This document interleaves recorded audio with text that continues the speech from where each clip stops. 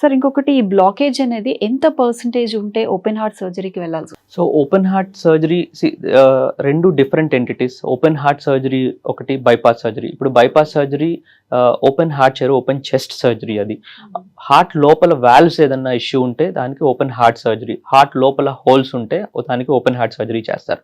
ఇప్పుడు మనకున్న new mechanism, ECMO machines కానీ, పర్ఫ్యూజన్ మెషిన్స్ కానీ, వీటిలన్నిటి వల్ల బీటింగ్ హార్ట్ సర్జరీ అంటే జస్ట్ ఓపెన్ చెస్ట్ చేసి హార్ట్ బీట్ అవుతుండగానే బైపాస్ గ్రాఫ్ట్స్ అనేవి చేస్తారు.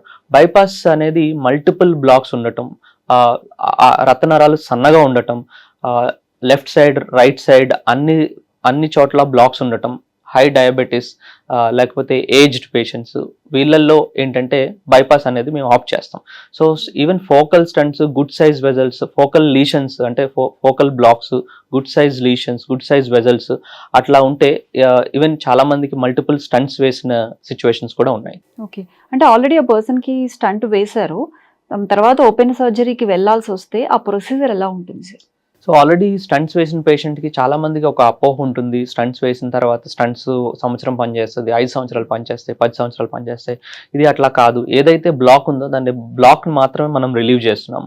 తర్వాత life style, medications, diabetes, BP, cholesterol ఇవన్నీ కంట్రోల్ చేసుకోవడం అనేది మన చేతిలో ఉంది.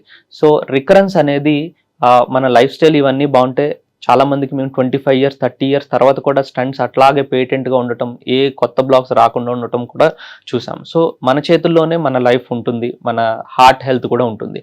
ఒకవేళ స్టంట్స్ వేసిన తర్వాత కొన్నాళ్ళకి ఒక 5 years 10 years తర్వాత బ్లాక్స్ అయినాయి అని అంటే, సిగ్నిఫికెంట్ బ్లాక్స్ అంటే, ఫోకల్ బ్లాక్స్ అయితే ఇప్పుడు మనకి drug eluting balloons, cutting balloons, laser, ఈ ట్రీట్మెంట్, ఆర్బిటల్ ఎథరెక్టమీ, ఈ ట్రీట్మెంట్ అంతా వచ్చింది. సో దాంతో మనం ఏదైతే గట్టిపడిపోయిన బ్లాక్స్ని క్లియర్ చేసి దాంట్లో మళ్ళీ స్టంట్ వేయడం కానీ, బెలూన్ చేయడం కానీ చేస్తూ ఉంటాం. ఇమేజ్ మనకి ఈ ఐవస్ కానీ, ఓసిటీ కానీ ఆ మెథడ్స్ వచ్చినాయి కాబట్టి ఇమేజ్ లోపల ఎట్లా ఉందో చూసి మనం జస్ట్ బెలూన్స్తోనో స్టంట్స్తోనో కూడా అవాయిడ్ చేయొచ్చు. సో అవి సిగ్నిఫికెంట్ క్యాల్సిఫైడ్ అయిపోయి బాగా టైట్గా బ్లాక్స్ అయిపోయినాయి, మల్టిపుల్ ఉన్నాయి అని అంటే, మొత్తం 100% అప్రూవ్డ్ అయిపోయినాయి అని అంటే, అప్పుడు వాళ్ళని బైపాస్ సర్జరీకి మేము పంపిస్తాం. అంటే ఈ బైపాస్ సర్జరీకి, ఓపెన్ హార్ట్ సర్జరీకి పర్టికులర్ ఏజ్ లిమిట్ ఏమన్నా ఉంటుందా సార్? అంటే ఎక్కువ పెద్దవారికి కొంచెం బాడీ సపోర్ట్ చేయదని కానీ కొన్ని సర్జరీస్కి అంటూ ఉంటారు, దీనికి ఎలా ఉంటుంది? So bypass surgery as age gross ఏంటంటే కాంప్లికేషన్స్ కూడా పెరుగుతూ ఉంటాయి, రిస్క్ పెరుగుతూ ఉంటుంది. డయాబెటీస్, హైపర్ టెన్షన్, లేకపోతే స్ట్రోక్ రిస్క్ కానీ, ఇవన్నీ ఏజ్ పేషెంట్ 75 years అబవ్ వాళ్ళకి రిస్క్ అనేది ఎక్కువగా ఉంటుంది. సో అందుకే మ్యాక్సిమం నాన్ సర్జికల్గా ఇంటర్వెన్షన్ చేయడానికే ట్రై చేస్తాం. ఎందుకంటే మనకి ఇప్పుడు వచ్చిన మెథడ్స్ కానీ, ఎక్విప్మెంట్స్ కానీ, కొత్త అడ్వాన్సెస్ కానీ, ఇవన్నీ మనకి ఏదున్నా సరే క్లియర్ చేసేసి స్టంట్స్ కానీ ఏదైనా చేయగలిగే ఆపర్చునిటీ మనకి ఇప్పుడు ఉంది.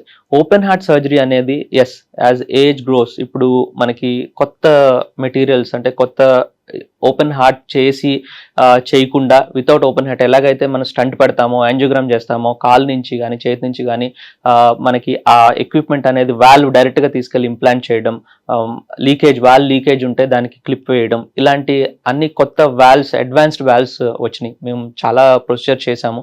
సో ఇది ఎస్పెషల్లీ మెయిన్ ఏంటంటే ఏజ్ ఎక్కువ ఉన్న వాళ్ళకి, ఎవరికైతే రిస్క్ ఎక్కువ ఉంటుందో, లంగ్ ఇష్యూస్ ఉన్నాయో, బ్రెయిన్ ఇష్యూస్ ఉన్నాయో, మల్టిపుల్ అదర్ రిస్క్ ఫ్యాక్టర్స్ ఉన్న వాళ్ళకి ఈ మెథడ్స్ అనేది యూజ్ అవుతాయి. ఓకే సార్, మనం చూస్తున్నాము చిన్న ఏజ్లోనే చాలా మందికి బై బర్త్ కూడా కొంతమందికి హార్ట్లో హోల్ ఉండి పుట్టడం అలా కూడా జరుగుతూ ఉన్నాయి. వాళ్ళకు కూడా ట్రీట్మెంట్స్ జరుగుతున్నాయి, సర్జరీస్ చేస్తున్నారు, సస్టైన్ అవుతున్నారు. అంటే ఫ్యూచర్లో వాళ్ళ పరిస్థితి ఏ విధంగా ఉంటుంది సార్? సో చిన్నప్పుడే హార్ట్లో హోల్ ఉన్న వాళ్ళకి కొంతమందికి చిన్నప్పుడే డిటెక్ట్ చేస్తారు, కొంతమందికి కొంచెం ఏజ్ వచ్చిన తర్వాత డిటెక్ట్ చేస్తారు, కొంతమందికి చాలా 50 60 70 years కూడా డిటెక్ట్ చేసిన వాళ్ళు ఉన్నారు.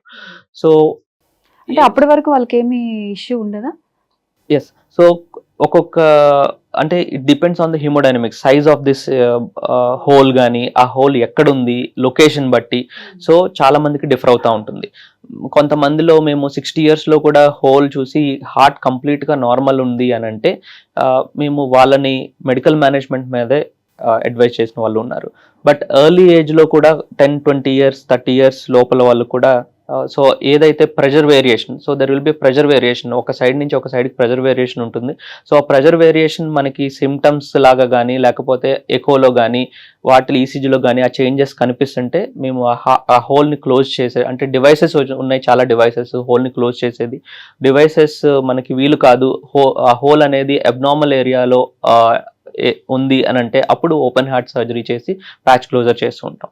సో వన్స్ క్లోజ్ చేసిన తర్వాత couple of months medications use చేస్తాం. ఆ తర్వాత అంతా నార్మల్ లైఫే, ఏ రకమైన వేరియేషన్ ఉండదు. రెగ్యులర్ చెకప్స్ చేసుకోమని అడ్వైస్ చేస్తాం అంతే. ఓకే సార్, అయితే ఓవరాల్గా చెప్పండి, ఈ కార్డియాక్ అరెస్ట్లు రాకుండా అలానే హార్ట్ హెల్తీగా ఉండడానికి ఎటువంటి మన లైఫ్ స్టైల్ చేంజెస్ చేసుకోవాలి, ఎటువంటి ఫుడ్ హ్యాబిట్స్ మనం అలవర్చుకోవాలి, ఎటువంటి ఫిట్నెస్ మన లైఫ్లో ఒక పార్ట్గా చేసుకోవాలి అంటారు? సో లైఫ్ స్టైల్ అనేది చాలా ఇంపార్టెంట్ హార్ట్ హెల్త్కి. మెయిన్లీ మన నిద్ర కానీ మన ఫుడ్ హ్యాబిట్స్ కానీ మనం డే టు డే తీసుకునే ఫుడ్ అది హెల్తీగా ఉందా, ఫ్రెష్ ఇంగ్రీడియంట్స్ ఉన్నాయా లేదా, వెజిటేబుల్స్ ఎక్కువ ఉన్నాయా, రెడ్ మీట్ ఎక్కువ ఉందా, సో ఇట్లాంటివన్నీ కూడా మనం క్వాంటిఫై చేసుకుని మనం తీసుకుంటూ ఉండాలి.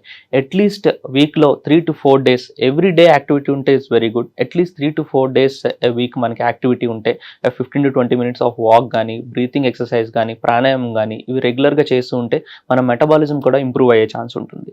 సో మనం దీంతో పాటు డయాగ్నోస్టిక్స్, అంటే మనకి ఏమన్నా ప్రాబ్లం ఉందా లేదా, మనం బయటకి ఫిట్గా కనిపించవచ్చు, మనం హెల్తీ డైట్ తీసుకోవచ్చు, మన లైఫ్ స్టైల్ బాగుండొచ్చు, ఎక్సర్సైజ్ రెగ్యులర్గా చేస్తూ ఉండొచ్చు. ఇవన్నీ ఒక పక్కన అయితే మనకి ఇంటర్నల్గా ఏమవుతుందో చూసుకోవడం, అట్లీస్ట్ వన్స్ ఎన్ ఇయర్ లేకపోతే ఆల్టర్నేటివ్ ఇయర్స్, లేకపోతే మనకి ఫ్యామిలీ హిస్టరీ ఉంది, పేరెంట్స్కి తొందరగా హార్ట్ అటాక్ వచ్చింది, లేకపోతే సడన్ కార్డియాక్ డెత్ ఏదైనా ఫ్యామిలీలో ఉంది, అలాంటి వాళ్ళు ఇంకా ఎర్లీగా 30s 40s మధ్యలో ఆ ఏజ్లోనే చెకప్స్ అనేవి రెగ్యులర్గా చేసుకుంటూ ఉంటే మనం ఎర్లీగా డిటెక్ట్ చేసుకోవచ్చు. ఈ సడన్ కార్డియాక్ అరెస్ట్లు కానీ, ఈ హార్ట్ అటాక్స్ కానీ, హార్ట్ ఫెయిల్యూర్స్ కానీ ఇవన్నీ మనం ముందుగా డయాగ్నోస్ చేసి ప్రివెంట్ చేసుకోవడానికి చాలా యూజ్ అవుతూ ఉంటాయి. ఓకే.